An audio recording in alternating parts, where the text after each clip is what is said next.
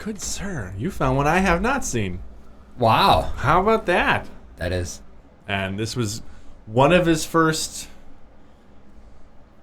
I'm going to carry this movie. Philip Seymour Hoffman plays one of the best villains I've ever seen in anything ever. It was like Bond, but something I attached to more. The last 40 minutes are so taut and tension filled. I have to solve this.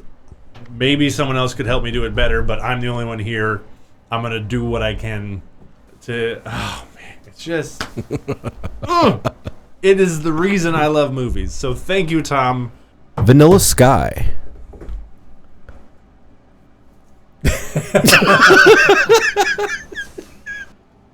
Well, hello and welcome back to Hamlet Without Hamlet. Once again, I am Tim, joined by... Ian. That's me. And on the keys, once again, we have David. Today we are diving into the extensive catalog that is Tom Cruise. Now, I'm going to say most of you out here are going to be like, oh, I have a top 30 Tom Cruise films. In preparation for this, I would agree with you. Ian, how many Tom Cruise films would be in your top 30? 7. 7. He has seen a total of 7. I have a lot saved in the watch list. Does that count? So, none of this I is can meant to rank the come watch across list. as belittling. But WTF! I'm fine. It's cool. It's cool. It's cool. What, the fish? What? Anyway, so instead of doing a top 10 list like we've done for Will Ferrell and Adam Sandler, depending on release order for these videos, we are going to do a top 5 for Mr. Tom Cruise here. So, without further ado, sir, since you have a more condensed list, why don't we start with you? And did you want me to announce these this time, or did you want to announce them? You can go for it, man. I don't have to remember them. Sound good? Ian's number 5. Drum roll. Vanilla Sky.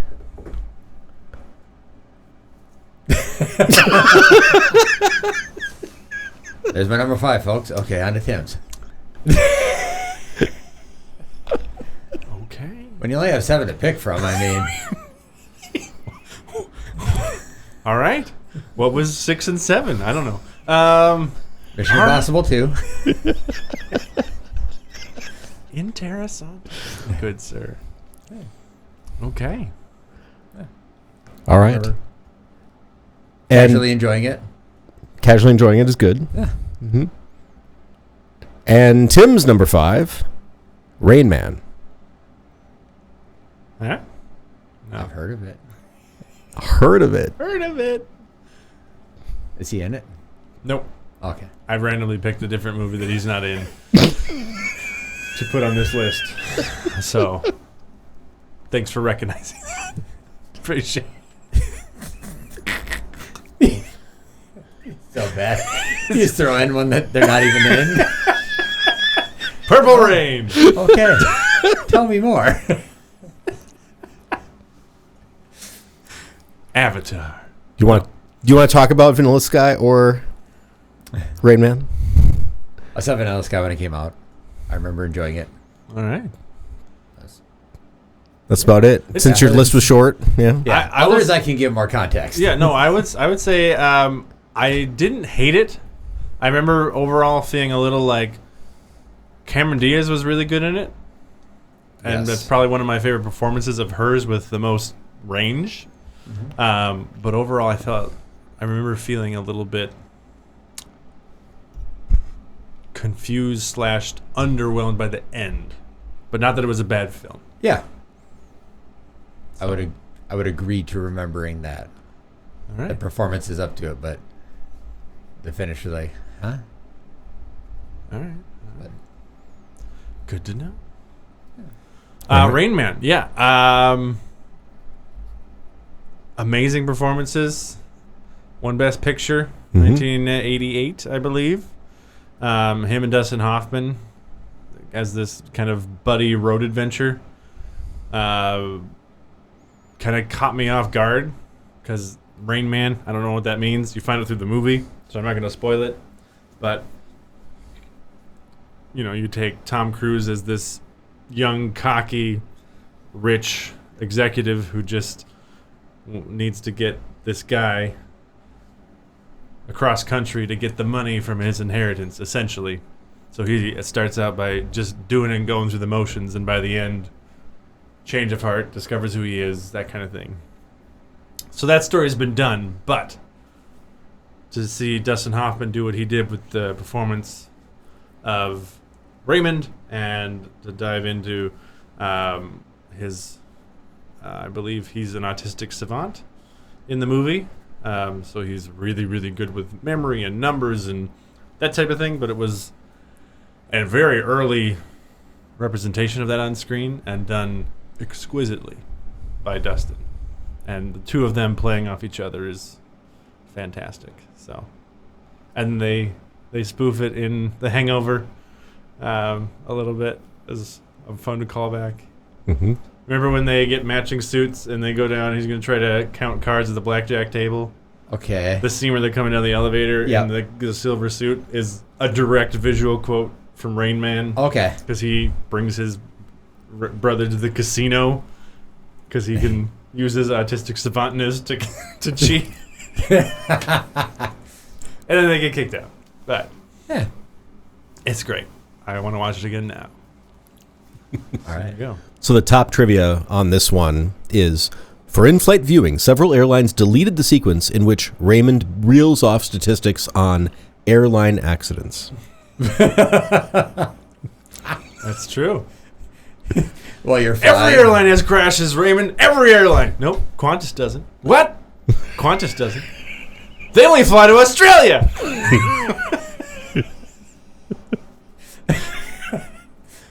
We're not going on Qantas Airlines, Raymond. We're getting on this plane. All right, then we'll drive. And so sets up the plot of the movie. It's so good. There you go. All right. Nice. Number 4. Number 4. Number 4 on Ian's list is Tropic Thunder. Nice. Solid. As we've talked about in other At least 2 Top other list. movies or videos, yes. top lists, is he didn't have a huge role, but the role he played and the character that he brought to screen is one of the most memorable parts of that.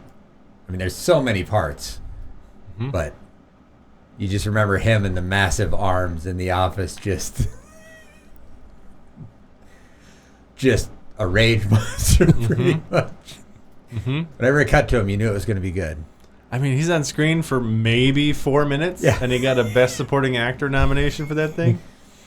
And he deserved it. I think he deserved it fully. He did. They said, here's what you get, and he went full send. Yeah. I for a while there was rumors of a Les Grossman spinoff or prequel or something, but I don't think that's come to fruition. But give it 5 more years, he won't need the prosthetics. Sorry, Tom. Wow. He's getting older, right? He is getting older. Little puffier in the face. I think that's just age, but They can do his retirement story.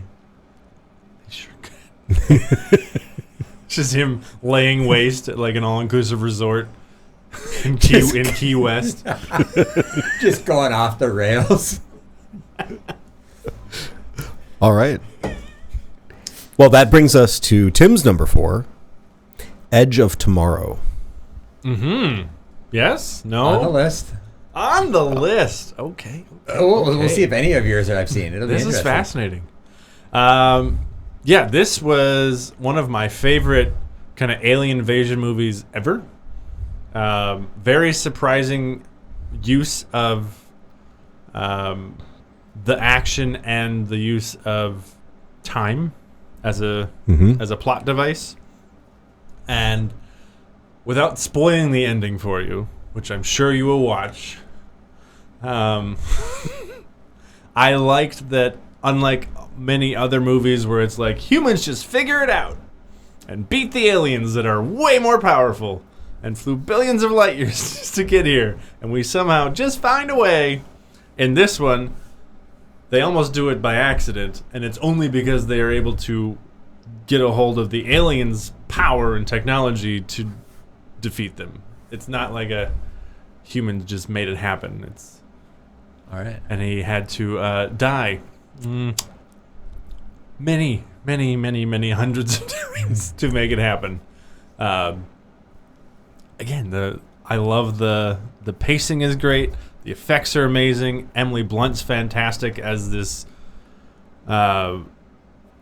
this badass warrior military person without being like I'm a badass woman. Like she just is powerful. She just does it. Yeah. She doesn't have to say it. She's you just know. fantastic. And then again, the growth of Tom Cruise from I don't want to be here to all right, let's figure out how to get out of here was phenomenal. So it's easily a top 3 alien flick for me of all time. Mm-hmm. And they're making a sequel. I cannot wait. Mm-hmm.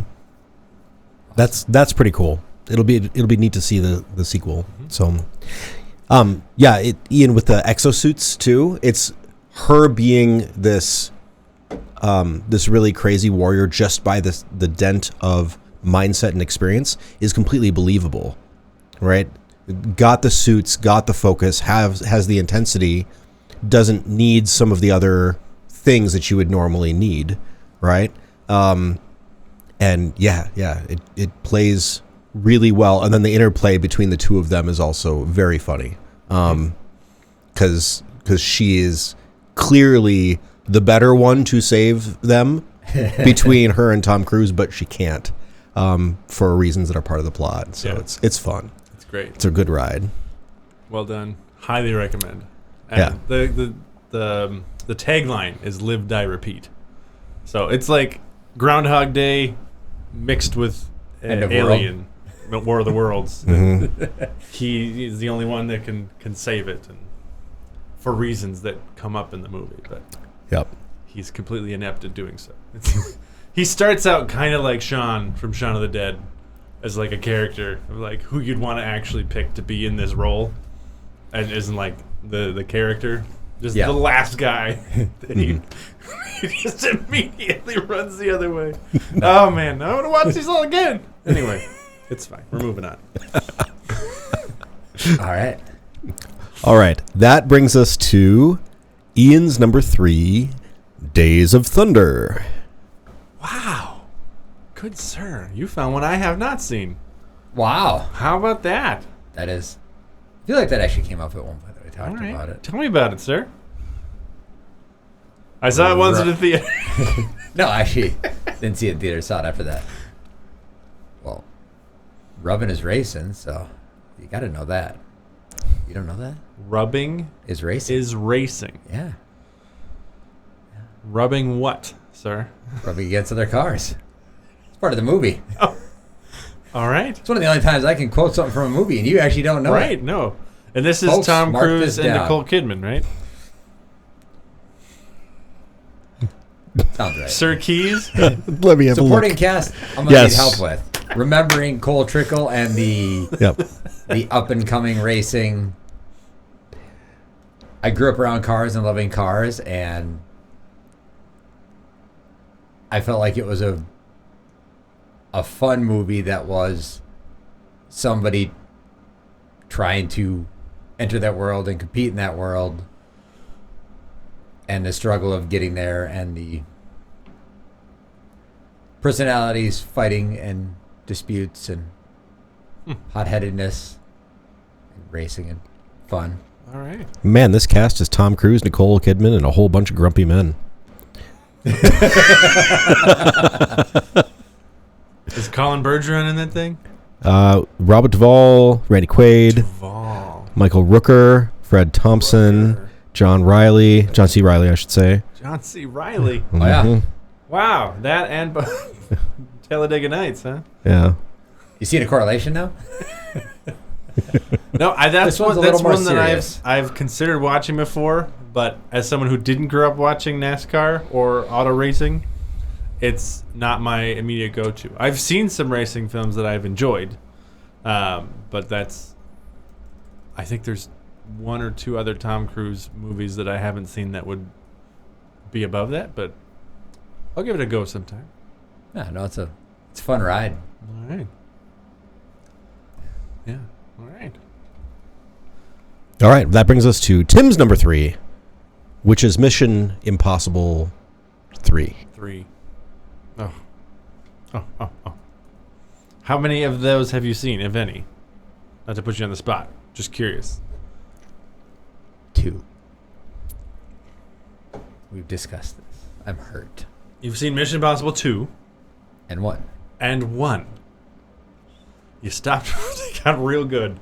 Well, after Mission Impossible 2, You left a bad taste in your mouth, except the soundtrack, as we've discussed. hey, Butthole Surfers will do it.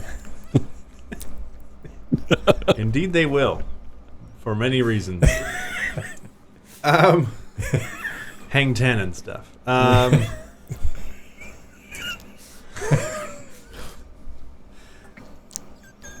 right, Mission Impossible 3.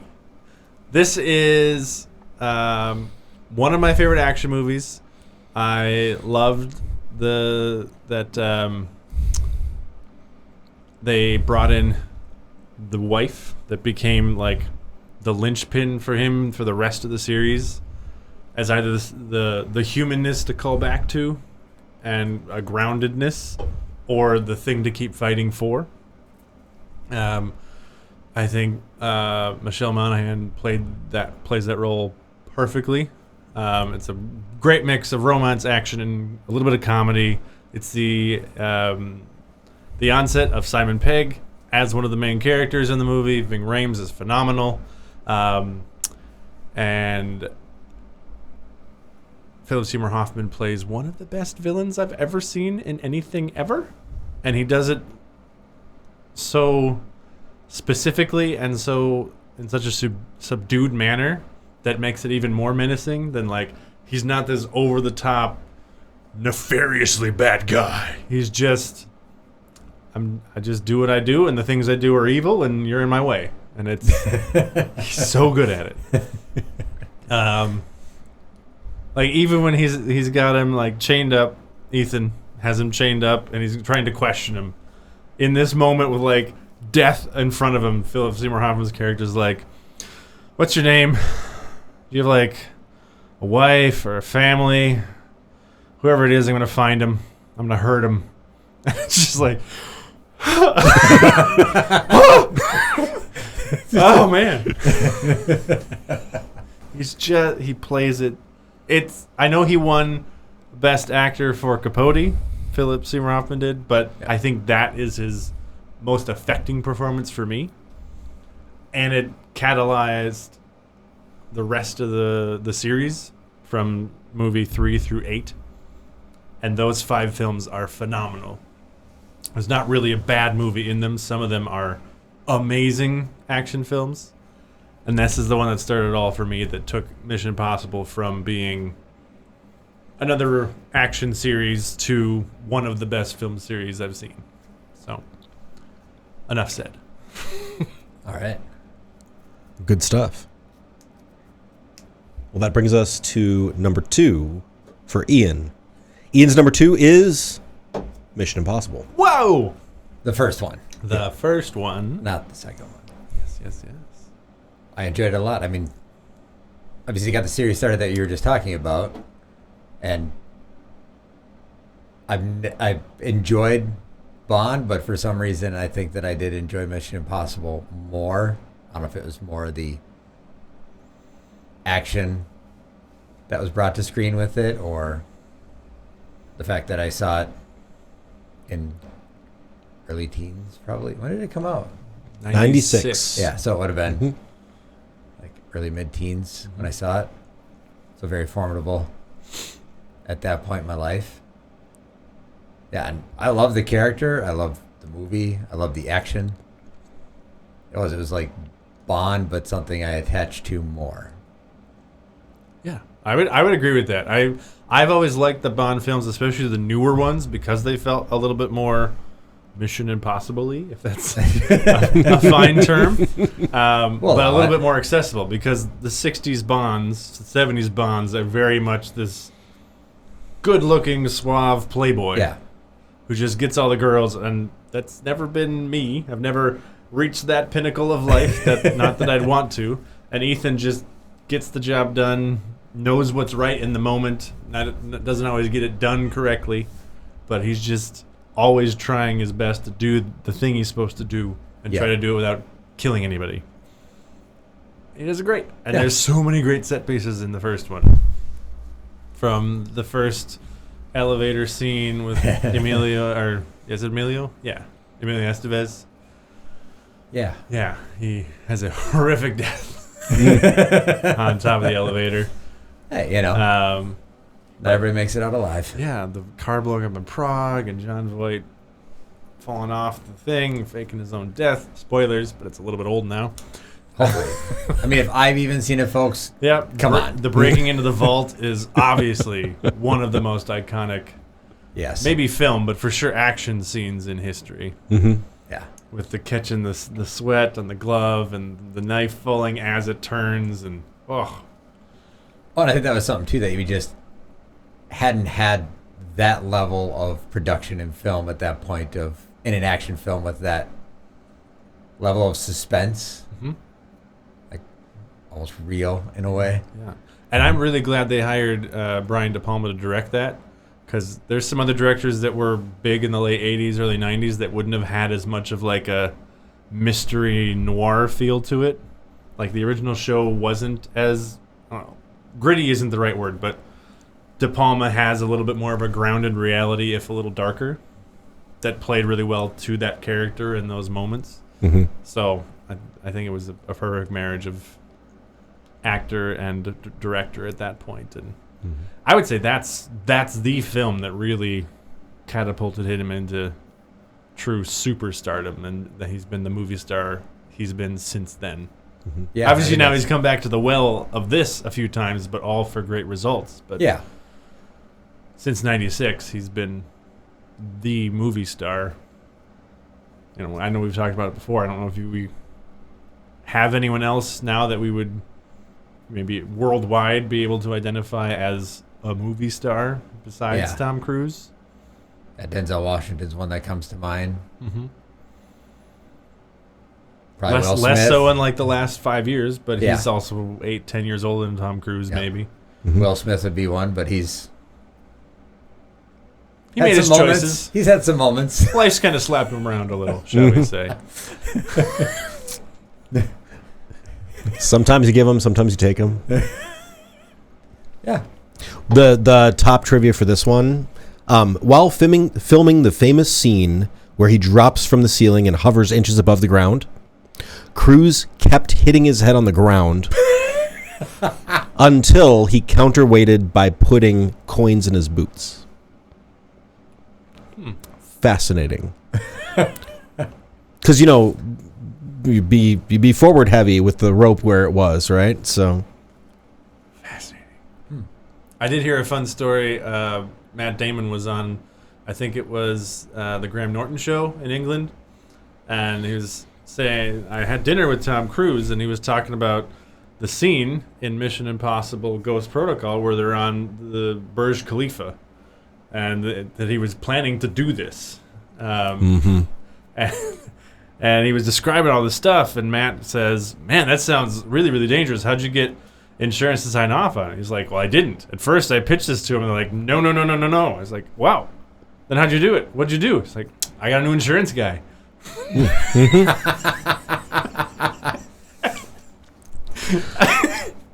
And, it works. It worked out.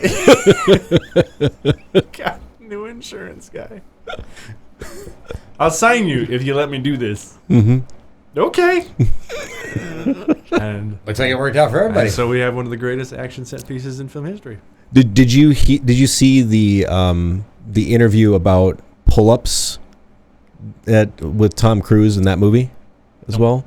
I don't think so. Okay, that's a really fun bit as well. Like pull-ups. Pull-ups. Or like pull-ups between diapers. Pull-ups meaning lifting your body weight.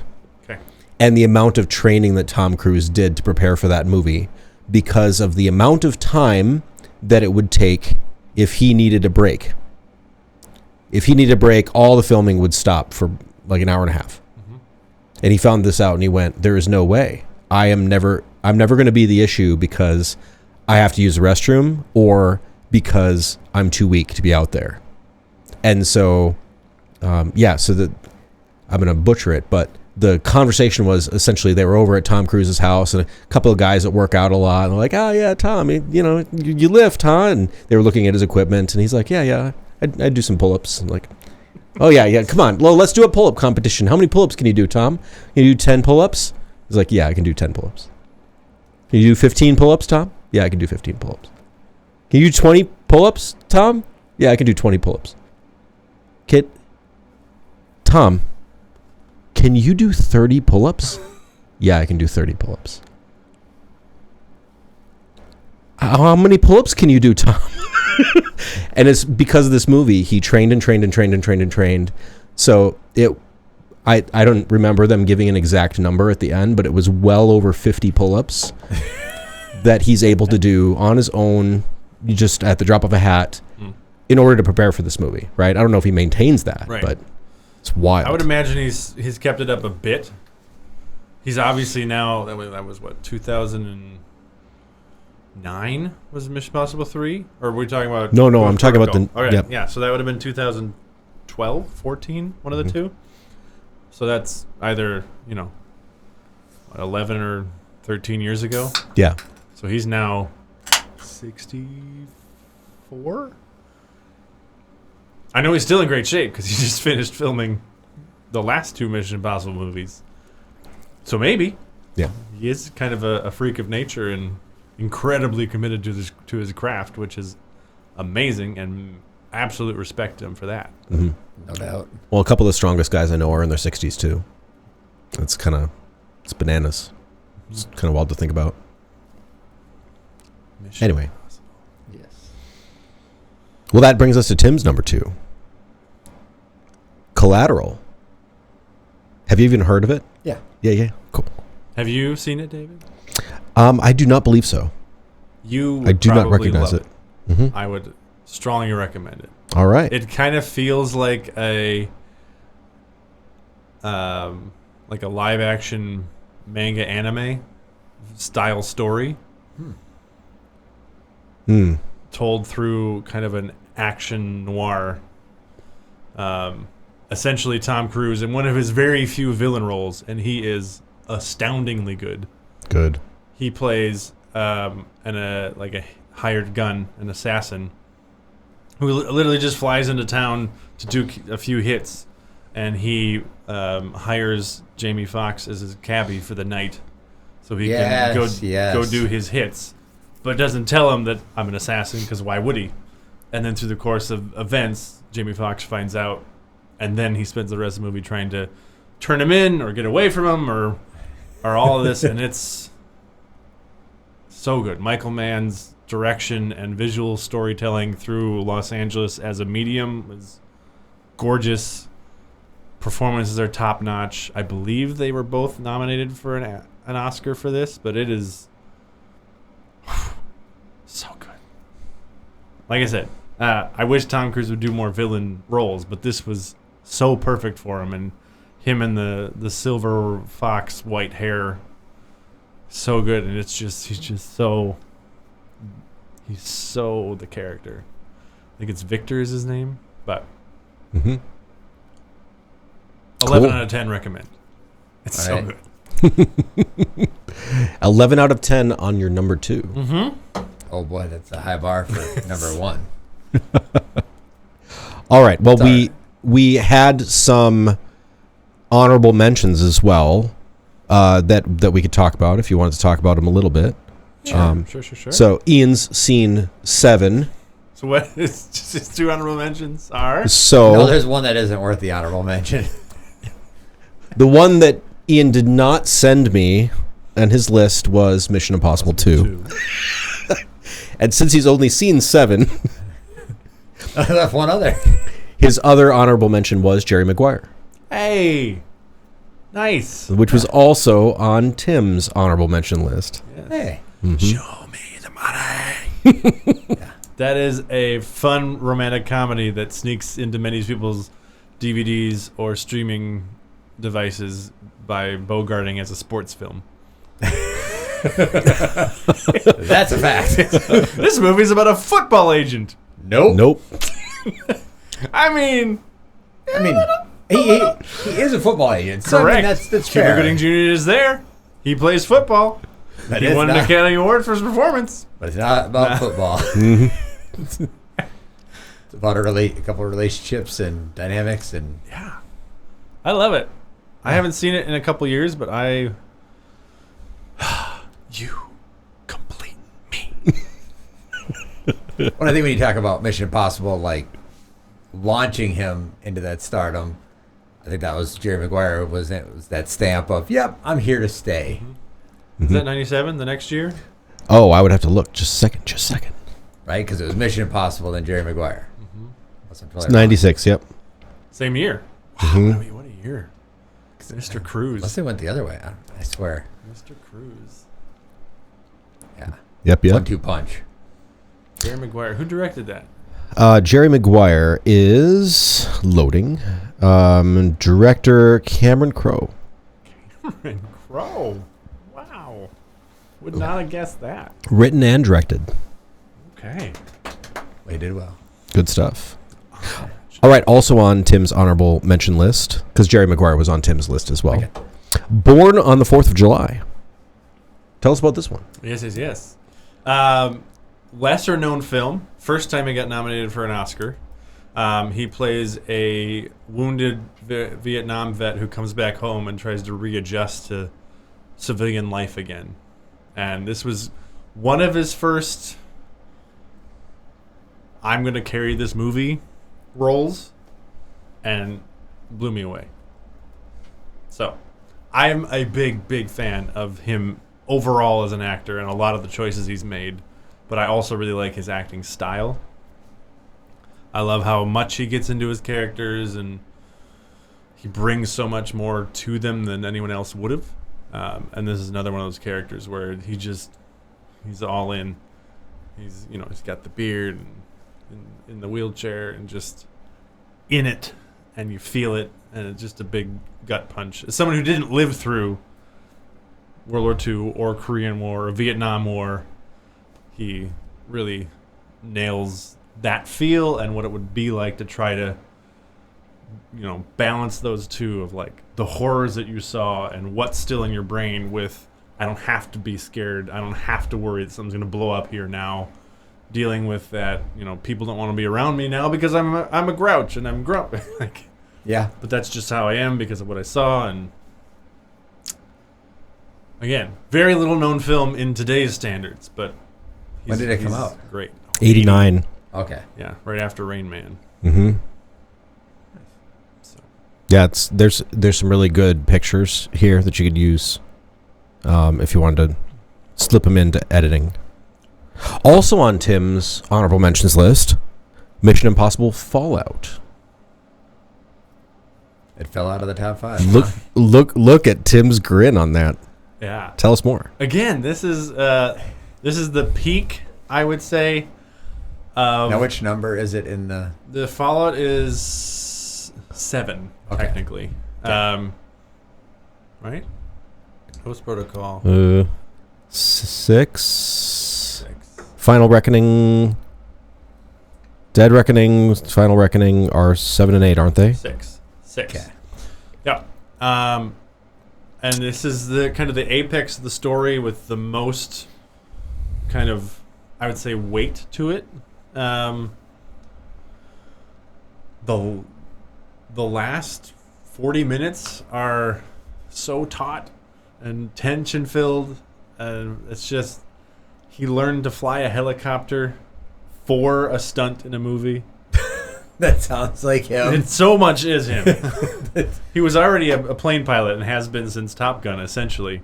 But he took on the onus of, I am going to learn to fly this at the level that the stunt coordinator who has done this for decades would say, Tom's got this.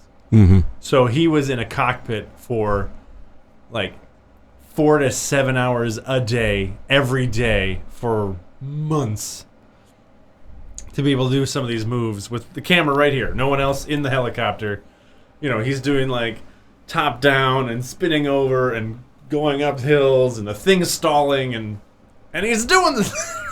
It's just, ugh. And Henry Cavill, who also doesn't play many bad guys. The twist of the film is that he's the bad guy, and it's Spoilers. chef's kiss. So, and it sets up, as they all do, there's little elements of each, and even in the 8th one, they do call back all the way to the first one Oh, that's fun. with a couple characters that, one specifically that hadn't shown up since the first one, and it's like, there he is! Ow! That's fun. And they do a really fun callback joke to the first one about that character, which, again, I'd say it, but I don't want to spoil it. It's phenomenal.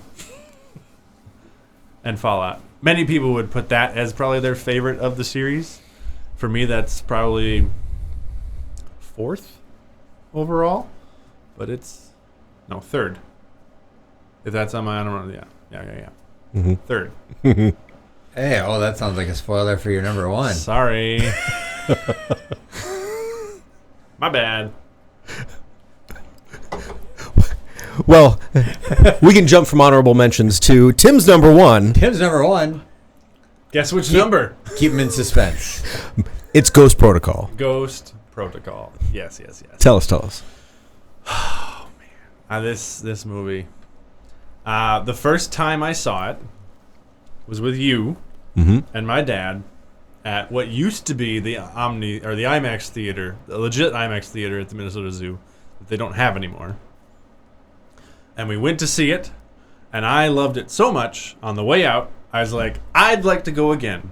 Anyone want to come? And they both said no. So I had to go home. So they're sane people.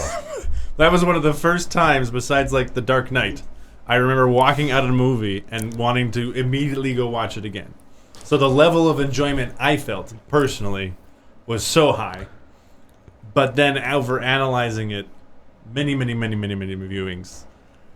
Again, the set pieces are fantastic. This is from the car chase at the end in India to the Burj Khalifa. That whole 25-minute thing is top-notch filmmaking.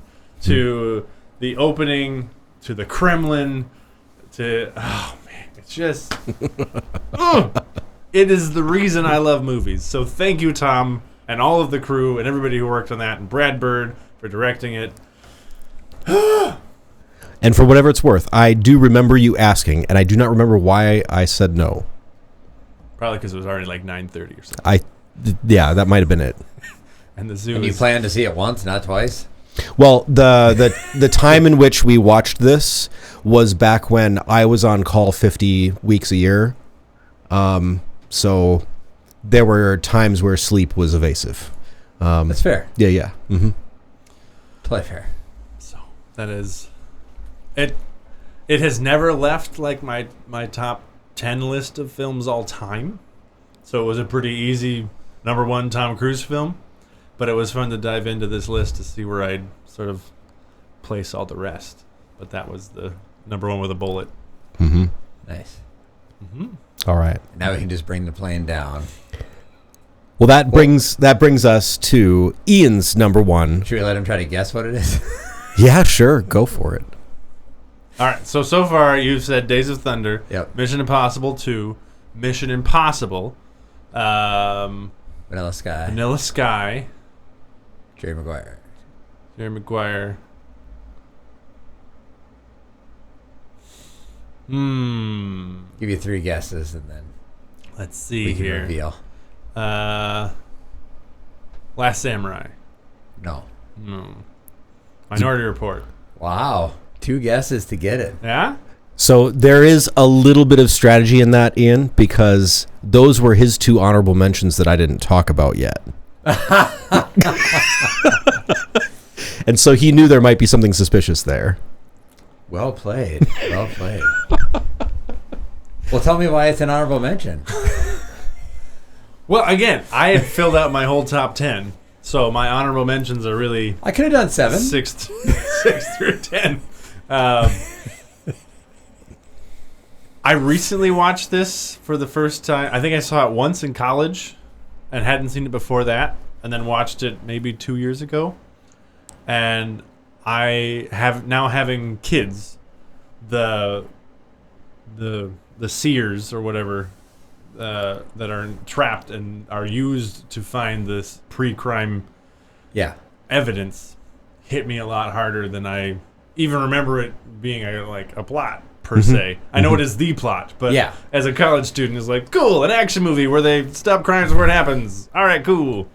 But that and then again, sort of Ethan Hunty, but I have to solve this. Maybe someone else could help me do it better, but I'm the only one here.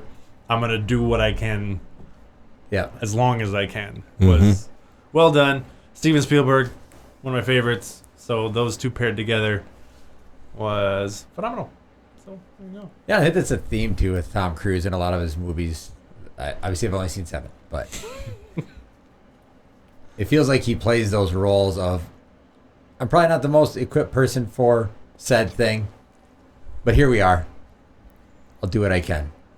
I'm what you get. No, it's fascinating because you said that, and the last time I saw it was before I had kids. So now I really want to go back and watch it and see how much that affects me Yeah. with the seers being trapped and that emotional pull. Mm-hmm. Yeah, just that sci-fi futuristic world.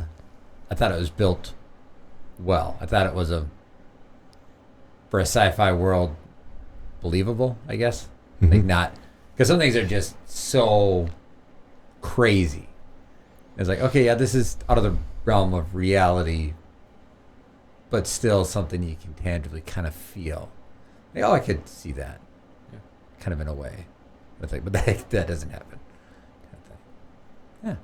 Nice. Yeah. What are your thoughts on our list, sir? Well- Any of ours be on yours?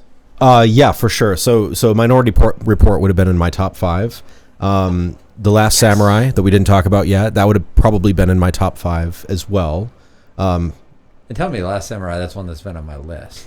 Yeah, yes. The Last Samurai it's an interesting story about a man who comes to train the Imperial Army how to use firearms. Essentially, he's teaching them Western means of warfare, and that's what they've been hired to do.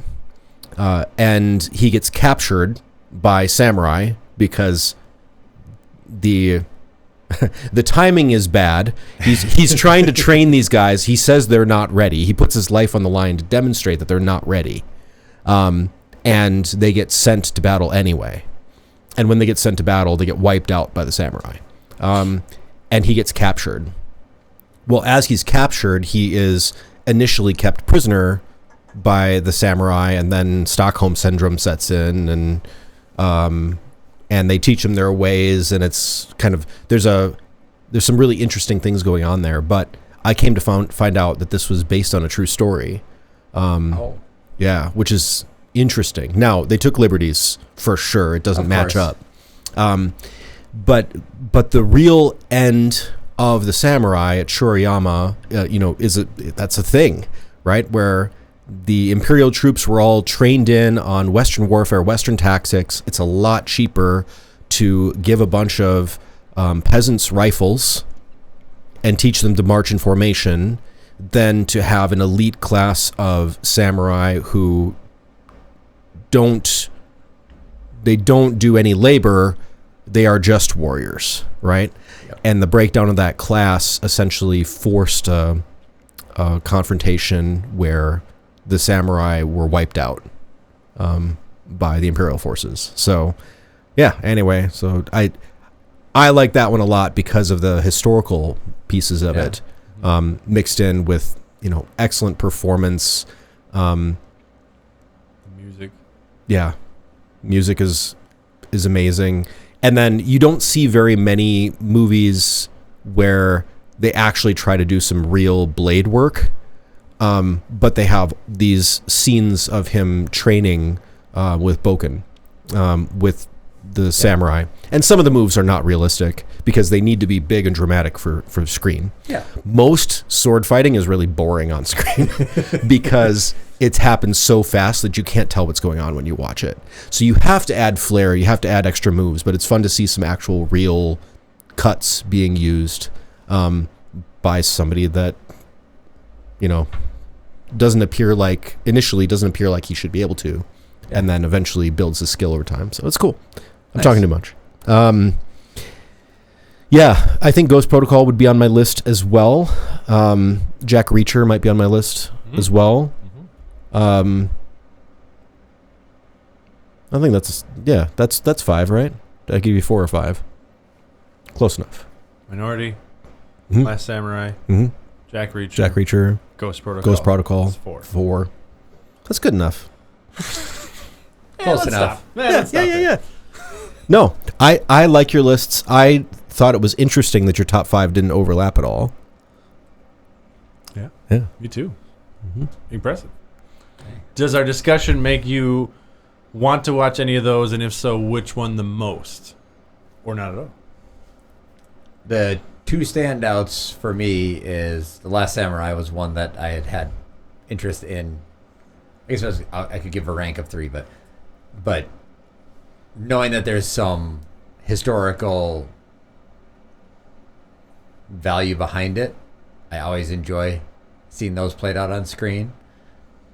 Collateral's one that I'd just been very curious to, and to hear it brought up by you and spoke about makes me more inclined to want to go watch that. And then The Edge of Tomorrow would be the other. I mean, the Mission Impossibles I want to. The hesitation There's a little bit of commitment there. The hesitation is if I'm going to go back and watch it, I'm just going to start from the beginning and watch it all the way through. Sure. Which is a lot of commitment. That's, yeah. When 8 I struggle movies, to watch any of these movies on my list, to commit to 8 is just... Well, that's a lot. Edge of Tomorrow's on Peacock. So that's fine. Last Samurai is Prime Video only, it looks like. But I think I have for purchase or Prime. just stream. for purchase. Okay. I think I have it on DVD though.